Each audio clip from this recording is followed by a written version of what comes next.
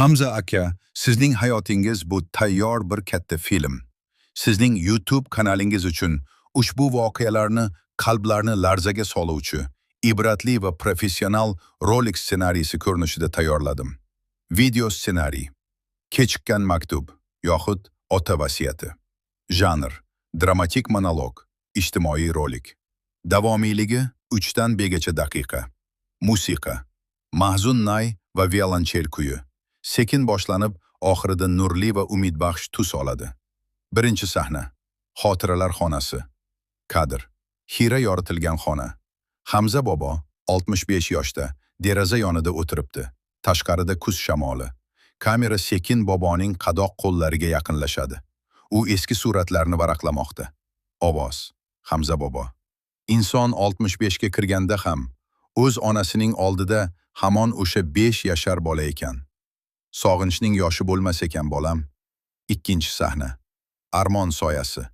Rangsiz kadrlar, black va white. Kadr. Bobo xayolga beriladi. Eski hovli. Yosh yigit, Hamzaning yoshligi.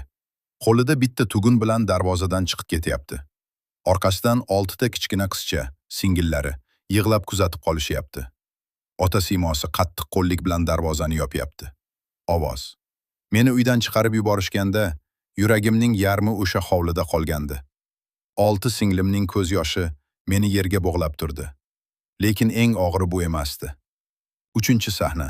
Qabrtoshdagi sir. Kadr. Qabriston. Qorong'u tushgan. Bobo qabrtoshi yonida turibdi. Qabrtoshida "Kel o'g'liq, onang o'ldi" degan yozuv xira yorug'likda ko'rinadi. Ovoz: onamning janozasini yashirishdi. So'nggi diydorga qo'yishmadi. El ichida meni beburt deyishdi. Ota, nega? Nahotki mehringiz shunchalik achchiq edi. To'rtinchi sahna. Oltin vorislar, rangli kadrlar, iliq ranglar. Kadr. Bugungi kun. Xonaga Akobir va Mehrimoh kirib kelishadi. Ular otasining yoniga o'tirishadi. Akobir otasining yelkasiga qo'lini qo'yadi. Boboning yuziga tabassum yuguradi. Ovoz: lekin bugun mening oldimda sizlar borsiz. Akobirim to'g'im, Mehrimohim bo'g'im. Ota-onamdan ko'rmagan mehrimni sizlarga berdim. Sizlar mening tirikligimsiz. 5-sahna.